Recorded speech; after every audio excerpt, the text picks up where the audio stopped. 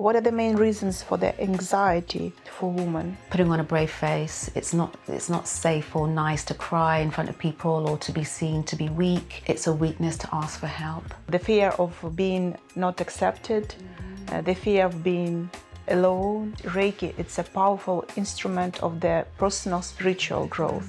Reiki level 1 can be one of the first steps getting out of these repeated everyday bad situations. Yes.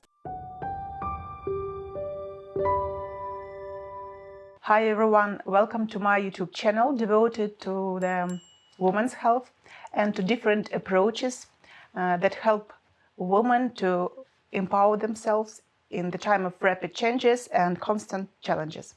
My name is Dr.Silina and I'm doctor in Ukraine and the owner of the medical center with holistic approach in the historical part of Kiev.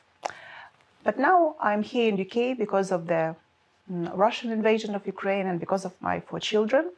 So I decided to make a couple of interviews with interesting and outstanding women because their professional and personal experience can benefit any of us. So today we're going to talk about the complementary medicine and about such a tool of complementary medicine that may help us to overcome emotional crisis, can be helpful on our path for our personal transformation, and it's a Reiki treatment. And today I'm lucky and very proud to have amazing woman, Master Reiki teacher, Gwen Allison. Gwen, thank you very much for your time and for coming and for your desire to share your personal and professional experience. Because right now, Ukrainian women, they are all over the world and they are all in the process of transformation. They are going through the process of getting new senses, how to find themselves. And as far as I know, your experience was a little bit the same. You also went through different challenges in your life before you started your journey with the Reiki. But let's start to those who are new to the Reiki. What is Reiki energy and what's the difference between other healing energy practices? Okay, first of all, I want to thank you for inviting me here, Natalia. It's wonderful to be able to speak to you and to your audience. And yeah, my heart goes out to the women who of Ukraine who are going through such turmoil right now and everyone involved in that. So it's a complete pleasure to be here and share some more about Reiki. But yeah, in terms of the difference with Reiki, Reiki is a Japanese healing therapy. It's been around for about 100 years. And it's using the hands to allow the body to relax, to raise its vibration, so that the body can kickstart its own ability to heal. It can be done in various ways, hands-on, hands-off, so it's non-invasive, and it's something that everybody can do. And I think that's the key difference. It's very easy to learn. There's no exam. It's an innate ability that we all have. We just haven't really focused on it and tapped into it that way. Yeah, we just were not taught how to communicate with the all abilities that were given us from the birth. So what's your personal route? How did you get acquainted with the Reiki first? So I discovered Reiki probably about 10 years ago. So I'd just been through a breakup and I wanted to heal really quickly from that breakup. I was working full-time in IT.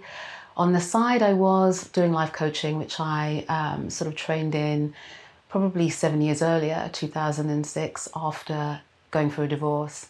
And so in 2015, I'd gone through this breakup. My daughter at the time was still quite young, so I was a single mum, and I really wanted to just move through it as quickly as I could. And just discovering, Googling what was out there, Reiki kept coming up. I didn't know really what it was. I had had a treatment many, many years ago, but didn't think much of it at the time. And but yeah, it called me again and I decided to learn it rather than have another session. And it was just wonderful to discover something that I could do that just worked. It helped me to become calmer, definitely helped me to heal very quickly from that breakup. It gave me a tool I can use with my daughter who, when we were going through the divorce, she developed a lot of anxiety because I was kind of wrapping her up in cotton wool and trying to protect her from everything.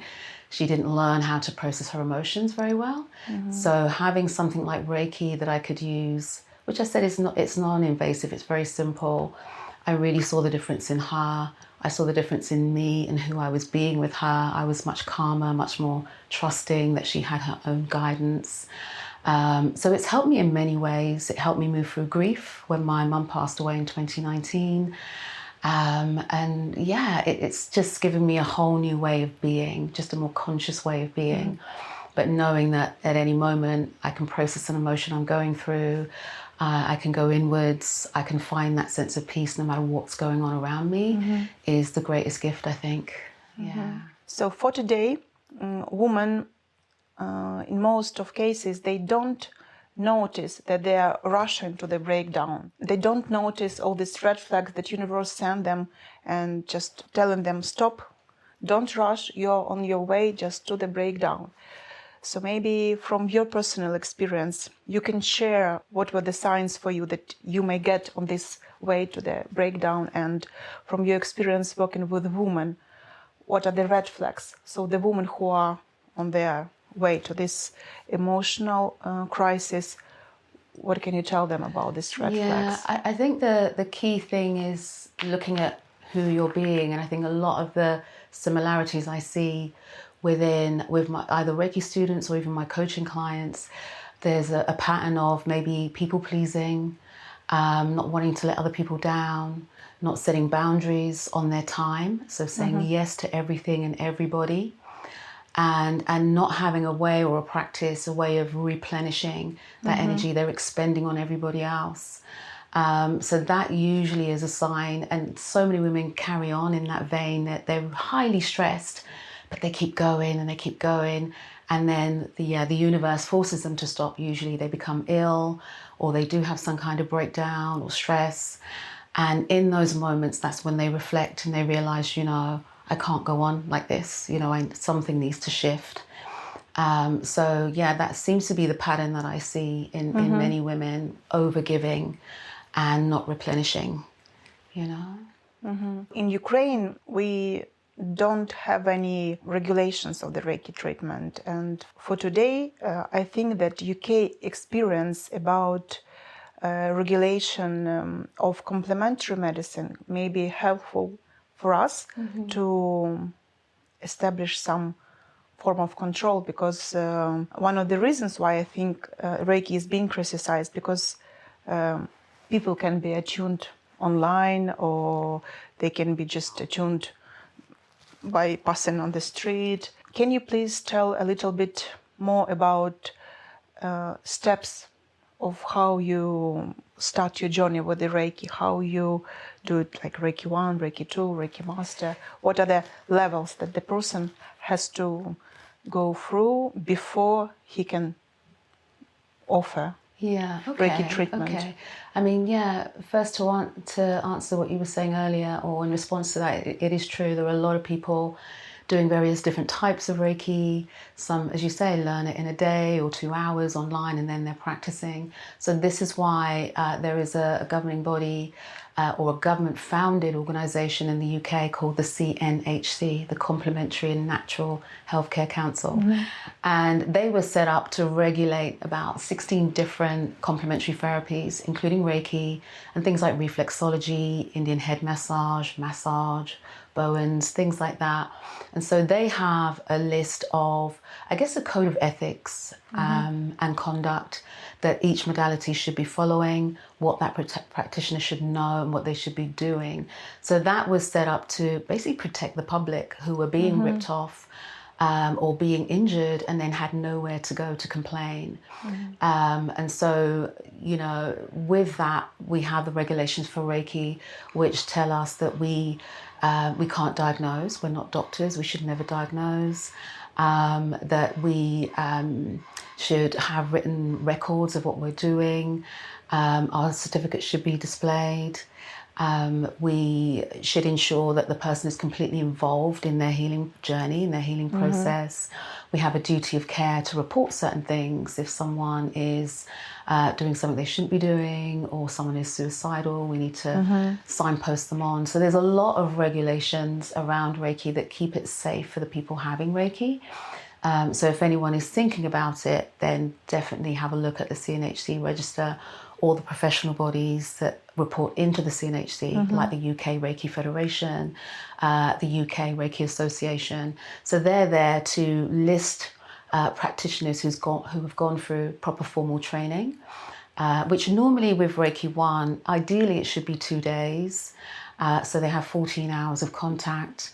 They're attuned, which is an initiation into Reiki, a beautiful ceremony that we do 4 times during their Reiki 1.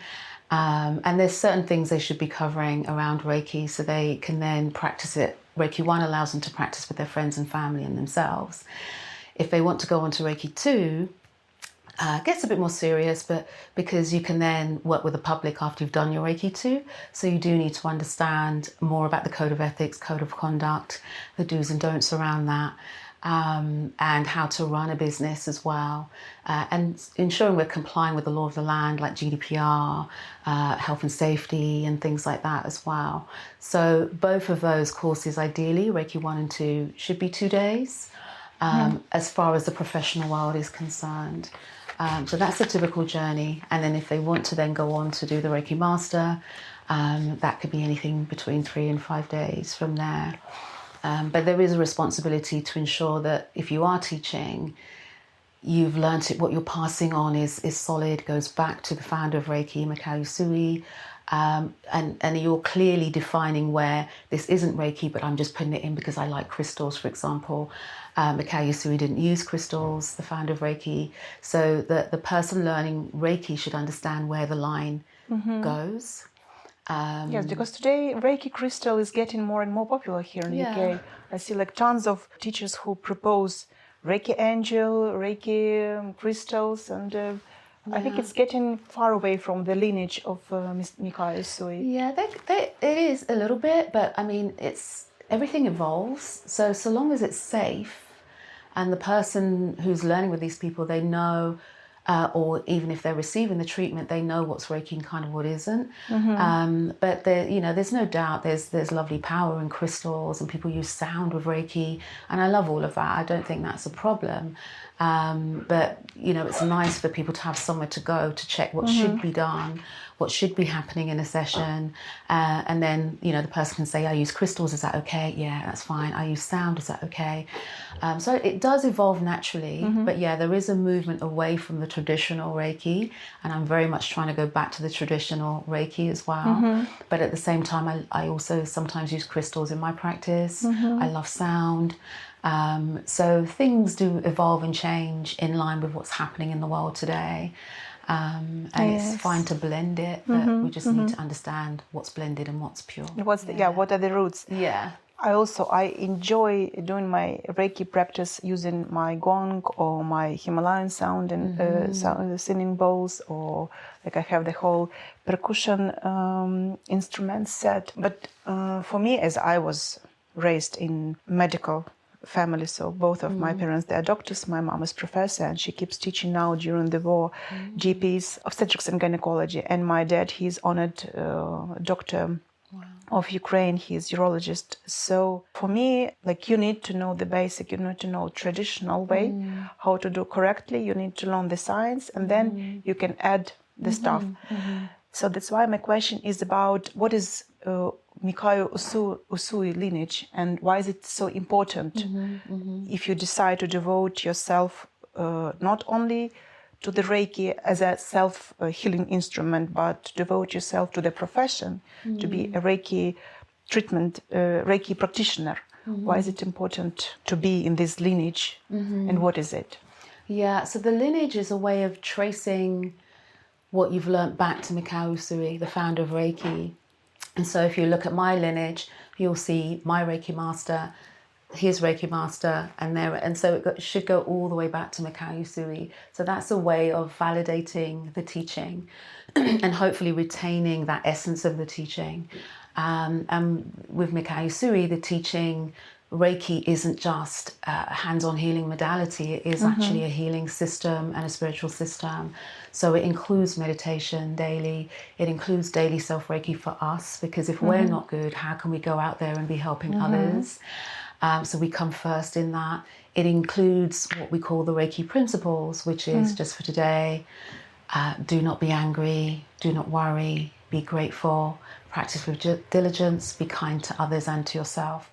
So this guidance is something we reflect on daily, and it isn't to beat ourselves up about it where we haven't done it, but just for today, where could I have done that differently? How could I have responded differently? What can I learn from the anger that was triggered in me yesterday? And so every day we're kind of checking and reiterating who we're being. And so, yeah, when we look at that, the Reiki principles, the hands-on healing, the meditation, which is all around the breath, we understand we have a really complete system for our health and happiness, for our well-being, particularly with today, with anxiety, depression, stress being really, really high.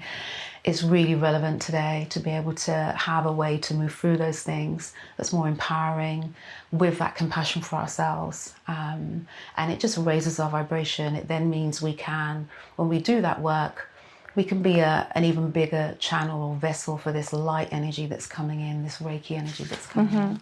For example, can the person who wants to get a treatment for you to ask Reiki practitioner to show his Usui Mikao lineage, or it's a secret information? Because I know there are a lot of stuff that is not for everyone. It shouldn't be seen by those who are not attuned to the Reiki practice. No, it's not secret. So ideally the practitioner should have their certificate displayed, or you can ask if you're not sure, and you could ask about their lineage and they can send you a copy of the lineage, no problem. So it's not some... It's not secret, yeah. And now I would like to ask you a question as a coach who helps women to go through the challenges in life, and of course also the Reiki master, because I think that's for you, it's two totally unseparated things. How do you think, what are the main reasons for the anxiety for women? Why anxiety so widespread among women all over the world? What are the main behavioral patterns that bring women to this condition? Yeah, it's a great question. I think it is really about the fact that we've not been taught how to deal with our emotions. We live in a very patriarchal society as well, where we can lose someone, and in the UK anyway, we have to be back at work in 5 days, you know, after losing someone we loved. So everything really is based on, got to go out, be seen to be getting on with it, putting on a brave face. It's not safe or nice to cry in front of people or to be seen to be weak. And so that permeates a lot of the Western culture, kind of for men and for women, if I'm honest. And so, you know, women, we carry a lot of anxiety. We carry a lot in our DNA from the suffering that women have suffered anyway, going back, you know, millennia, hundreds of years, thousands of years, where we've not had control of our lives, our bodies, our education, our work, and in some places in the world that's still the case. So yeah, a lot of it is being seen just to be okay, feeling that it's a weakness to ask for help. And some of the isolation as well. There's a lot of isolation in society now because we don't have access to our grandparents. We would grow up before in a family unit and everybody is there helping with the children. And now it's like it could be a lone parent with the children, and the support isn't there. There's no one to talk to. There's no one to say, oh, I've been through that too. No one to share with. And that's changing a bit now with women's circles and things that you do and I do. Just wanted to say, women's circles are forever. Yeah, it's changing. Yes. So it provides a space where women can be themselves and be in their feminine. Many of us were in the world of, or are in the world of work, corporate work, which is very masculine in nature. Not that it's a bad thing. We all have both feminine and masculine in us.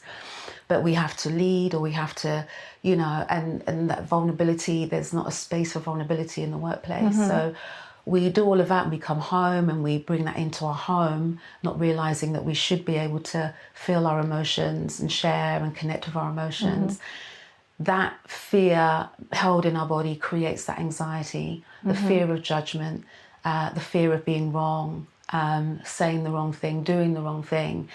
We put so many barriers up for ourselves. That really just perpetuates the anxiety, I think. So the main emotions that women don't recognize in themselves, it's or they do recognize. So the fear of being not accepted, the fear of being alone. Do they really recognize all these emotions, or they don't recognize? You help them to recognize. Yeah, sometimes they don't know where it's come from, why they are like they are, but when they come to me, they're ready for change. So they're very much like, why do I keep doing this? Why do I overthink this? Why am I a perfectionist? Why don't I just put it out there? Why can't I just do what I want to do? And then we have to kind of find out where that fear of judgment's come from. And we're not delving into the past and getting them all kind of on the floor crying, but sometimes just a recognition when we self-reflect. And we can say, okay, I can see where that came from. In childhood, I was always trying to please my caregiver, my parents, my mom, or looking for validation, or something happened at school.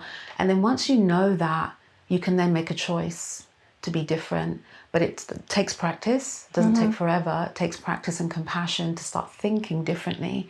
And that's usually where it starts from, just an incorrect thought about ourselves, that we're not worthy, we're not good enough, and people are judging us, and we're always getting things wrong. And this narrative is just heavy, it drains our energy. And yeah, so we need to recognize that first and then start to slowly shift it, whatever that may look like. It may need deep therapy. What would be your advice for those women who recognized that something is going wrong? What would be what next step they should do to move forward? And for those women who are still don't recognize what's happening with them, so they're like, you know, have this day of there's a Hollywood film about the man who was waking every day and Groundhog Day, yeah. Yes, yeah, yes. I love that film. So because I know all the situation, and like due to Reiki, Reiki was for me one of the very powerful instrument who helped me to get back to myself. I got very severe post-traumatic syndrome, so it helped me. But you need to start to understand that you're in this circle, in this bad circle that is ruining to you. So this camera, can you tell to the audience directly what are your advices or recommendations? So for the woman who recognized that they're in trouble, and what are the process happening? What are their next steps? And for those women who are just like, okay, morning, 6:30, I'm exhausted, the kids are crying, you need to think about your business and about office work, or just go. Yeah, I think in both instances it depends on degrees and how much they are in that depth of pain and that repeated cycle. So they may want to initially just seek some advice. It could be from friends, it could be their doctor, it could be talking therapy, counselling. They may want to explore that. Some people have an adversity to that. They're not ready to talk about it yet. And so in that instance, that's where energy work comes in and Reiki comes in, because it's not a talking therapy. You can lie down, relax, and the Reiki will go where it needs to go. And it may just open you up enough to either explore those talking therapies, or you might find you're getting a lot of healing from the Reiki. But I think the first step is to reach out for help and talk to someone. We can try and do it ourselves, but if that isn't working, then we sometimes need to just get some help in. And that's something that, women and men as well sometimes aren't able to do. So the first step is to recognize that something isn't working. If I'm repeating the same thing, I think it was Einstein said that we're expecting something to change, but we keep doing the same thing. It's just not going to change. So once we recognize that with compassion, ladies, definitely with compassion, then that compassion creates some space for another idea to come in. And it could be, I'll talk to my friend about it. It could be I reach out to a therapist. It could be I look at energy healing. So the path will differ depending on the degree of pain. There could be really deep trauma. And so it's what feels right for you. I don't want to say, oh, it's always going to be Reiki. It's what feels right for you. But if you're adverse to talking therapy, Reiki is a great place to start because there's no talking. So like getting Reiki level 1 learning can be one of the first steps of getting out of these repeated everyday bad situations. Yeah, so they can learn it, or they can receive a treatment and see how it feels. They may want to learn it after that, which is wonderful, because you'll be able to use it for you, your children, your partner, your family as a whole. But some people aren't ready to learn it yet. They want to feel it, and they feel they want to maybe get their healing to a certain point before they then feel they're ready to learn it. But most people who come to learn Reiki, they're coming for their own healing, like I was. So it's perfectly fine to do it for that as well. For the last years, you started to teach Reiki not only as a self-healing instrument or giving Reiki treatment to others. First of all, you are trying to give your students the understanding that Reiki, it's a powerful instrument of their personal spiritual growth. Can you tell a little bit more about this? Yeah, sure. So beyond the self-healing, because we have things like the Reiki principles, today, do not be angry, do not worry, be grateful, practice with diligence, be compassionate to yourself and others. And because we have the meditation aspects, and we have beautiful symbols when you learn Reiki too, like symbols for harmony and things like that. And these symbols also have lovely chants. So all of these things are almost like tools that Mikao Usui has placed within the Reiki healing system for you as a practitioner to, to find enlightenment, to reach more awareness, a bigger understanding about who you are and the world that we're in, and how when we move to love and compassion, it really dissolves and melts a lot of things in our lives. So it's prompting us to self-reflect. It's giving us a place to process our emotions rather than projecting out and shouting at everybody. We can come home to ourselves and understand what's really going on there. And that's a great victory to be able to do that, because you just find things improve in your relationships, in who you're being. The Reiki, when we're doing our Reiki meditation or self-Reiki, it connects us with our true purpose. It gives us a different perspective of a scenario we might be going through that's challenging us. It allows us really to connect to our higher self. The larger part of ourself is non-spiritual, is non-physical, I should say. The larger part of ourselves is non-physical. Our body is spirit manifested, but there's a massive part of ourselves that's still spiritual. And so we can connect to that part of ourselves, our intuition, our inner guidance. So it is a beautiful, complete spiritual practice, spiritual system.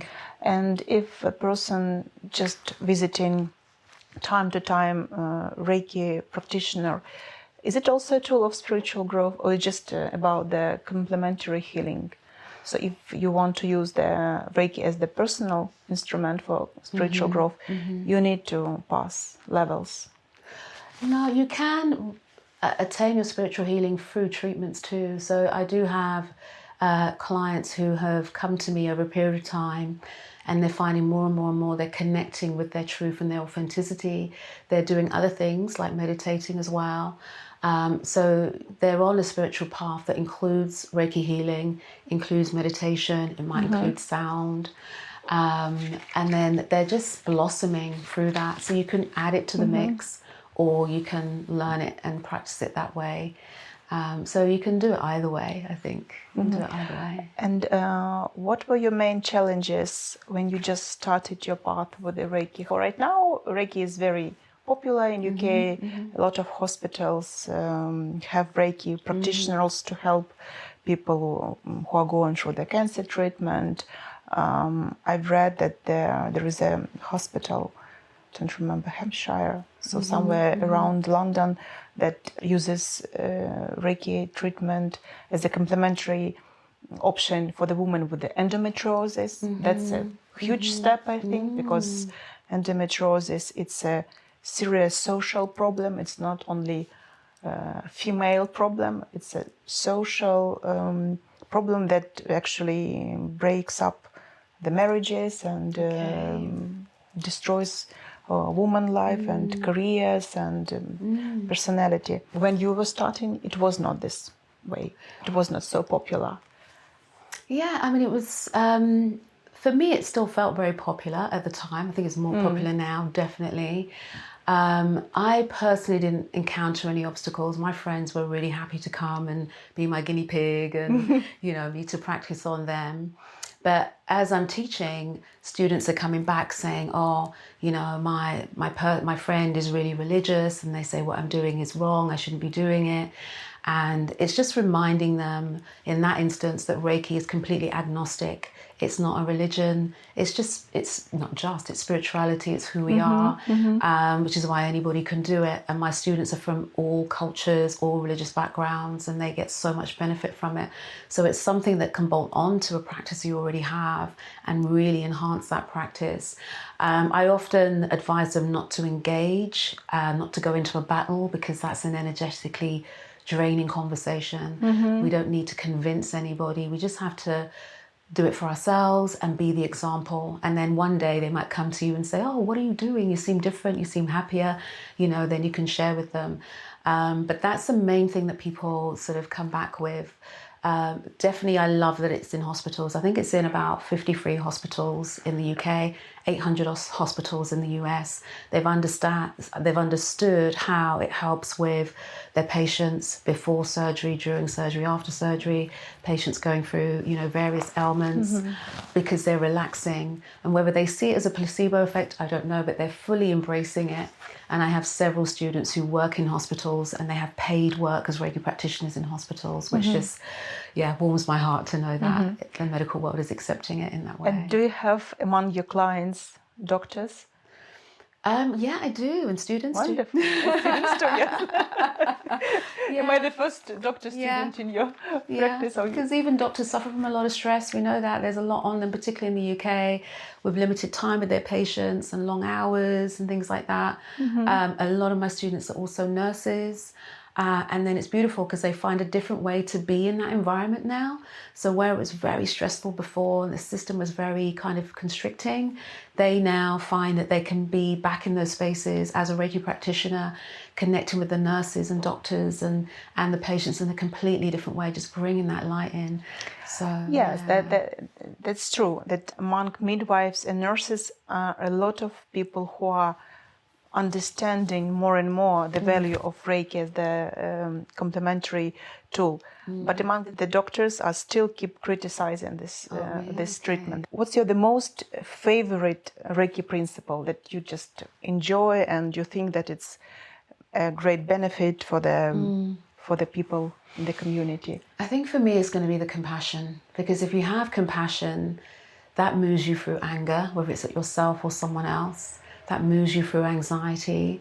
Compassion also brings the gratitude. So it almost contains all the others, that kindness to yourself and others, which is difficult to do sometimes for ourselves. As I said, our self-talk can sometimes be very critical, very judgmental.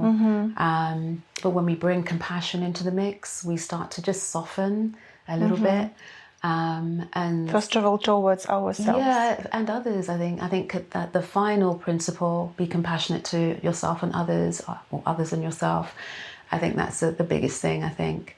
And we usually get a beautiful reward when we're compassionate to someone and we realize how much that's meant to them. And it could be a smile, it could be something you've done or given, but I think more importantly, our inner thoughts, we need to have more compassionate thoughts for ourselves.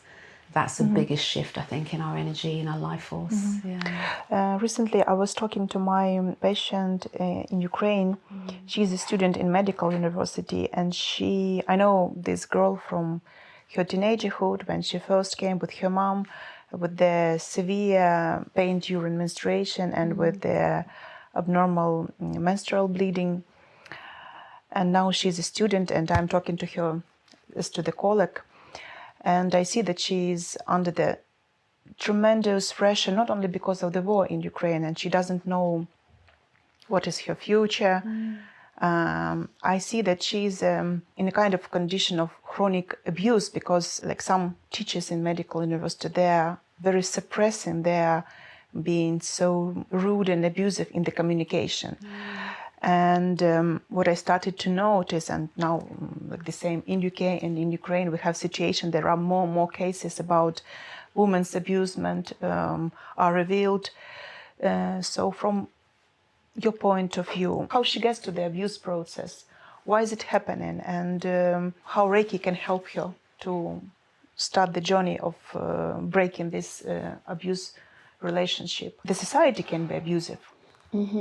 Yeah. It's really difficult sometimes to know you're in an abusive situation when you're in it. As you said, sometimes it's when we get to the point where we're sick and tired of being sick and tired. You know, what the universe does is when we're not meant to be in a situation, it will give you a problem, and then you ignore that, gives you another one, and it gets worse and worse and worse until there's a final, you know, and then you're like, okay, this has to change, I have to do something. And in that moment of taking your power back, your energy shifts, new ideas come in, and then you start to understand that you're not in a cage, you know, that you can move out, but seeking help, depending on what that abuse looks like, if it's with a partner or, you know, society or somebody at work, don't be silent about it is the main thing. You recognize it, find someone that can help you move through it or move out of it, and find your strength, because it will just continue to get worse and worse and worse, and you find yourself diminishing, getting smaller and smaller, less and less confident. It really rocks your soul, it being in situations like that. So a lot of the shifts and changes tend to be around finding our voice again, you know, speaking up for ourselves again. And we can do that even in a compassionate way, and then acting for ourselves and our inner child, you know, taking action to kind of move away from that situation or create a better situation, but not staying in the situation. Sometimes the unknown can feel very scary, and that keeps us stuck, you know, that the pain of moving feels worse than the pain of staying where we are. And so in those scenarios, it can be very hard for people to shift. When we're looking, you know, at them from the outside in, we can easily see what they could do and should do. But when we're in that situation, all of your resources are depleted. You can't see, you're in fight or flight. You don't feel safe. You don't know who to trust. And so it can be very difficult. So my first advice would be, if you do recognize you're in that situation, reach out for help. If the woman in this situation will start doing her Reiki treatment like once 10 days, 12, 14 days, will it help her to empower herself to make the steps to go out of the situation? Yeah, I mean, everyone's journey is different, but I have seen it where women have found their power through the sessions that they're having. Their voice gets louder and louder. They're able to, you know, move away from the situations that are causing them pain, or speak to the person and things shift. Yeah, and I can think of many examples of that where women have found their power, and some are now going through divorce now, and they're moving out of that situation. So it can help create space, as I said, for a new idea to come in, as well as your healing, and the layers of that get removed with every session. So it can help with that. But yeah, I just want people to just think in a more expanded way about where the help could be. Reiki might be the thing for them now, or not. You know, we know Reiki helps with everything: physical, mental, emotional, spiritual, with no contraindications. It's fine for everybody. But everybody's journey is different. So I don't want to dictate and say, yes, go and have a Reiki session and the next day you'll be fine. Everything takes time. And they may not have that time. They may need quicker action. So it really depends on their situation. So ladies, if you're in the situation that you can't understand what's happening with you, that you like feel overwhelmed, or you just don't have any clue what's going on, just take a session with a Reiki practitioner, and it will help you to set up your mind. I know that we can talk about Reiki forever. Absolutely. Yes, but we have limits with the YouTube programs. So for the last, I have a tradition. I always ask a woman in the end of the interview just to say 3 things as you feel in the moment, or maybe you were going on the way to our interview and you had some ideas. So just please tell 3 ideas for women all over the world, not only for Ukrainian women, but if you have something to tell for Ukrainian women, you're very, very welcome. So 3 words from Gwen Allison, life coach, Reiki master teacher, and amazing woman. Your camera is there. Okay, thank you. It might be more than 3 words. I would say the first thing that came to me as you said that, particularly for the women in the Ukraine, is seek community, seek to get together with other women. There's a lot of strength in that. And do this work, whether it's meditating together. There's a lot of scientific evidence that shows that when we have small groups meditating together, it affects the wider people around them. That has been officially documented. So rather than trying to do this journey on your own, seek community. So community would be my first word. My second word, I think, would be love. You know, just to remember that you are love, you are enough, you are worthy. You know, that's your birthright, that's who you are. And anything that doesn't feel good is usually a movement away from that. So, you know, love or self-love, I think, would be the second one, compassion, self-love. And then I think the third would be authenticity. I think for me, that's definitely the journey of enlightenment, to really connect with who you are, to be able to express yourself in your truth. Doesn't mean you're going to shout at everybody, but it just means that you will be able to be honest and vulnerable in a safe way about who you are, what you're feeling, what you don't like, what you do like, your choices. All of these for me come under the veil of authenticity. And I think it's important that we live our time on this planet as authentically as possible. So they would be my 3 words: community, self-love, and authenticity. Thanks a lot for this amazing time and for sharing your thoughts and experience. It was very warm, it was very cozy, and I'm sure it will be a great support for women all over the world. And I wish you luck in all things that you are doing for women and for the community. So let's go on. Subscribe to my YouTube channel. Please subscribe to Spiritual Butterfly. It's the YouTube channel of Gwen Allison. Put a heart on this video, share it in your social media, put your comment, or maybe you are willing to share your experience with Reiki treatment, or maybe you are you have a desire to share your experience of your becoming a Reiki practitioner, or just ask the question about Reiki. We will answer. There will be a wonderful benefit for those who have seen this interview to the end. I will put a link under the video to the Gwen Allison meditation that will help you to calm down, to decrease your anxiety, decrease the overwhelmness, and to bring the clarity to your mind and to decide what's next in your life. Thank you. Thank you so much. It's been a pleasure to be here. Thank you so much. And thank you to everyone for watching.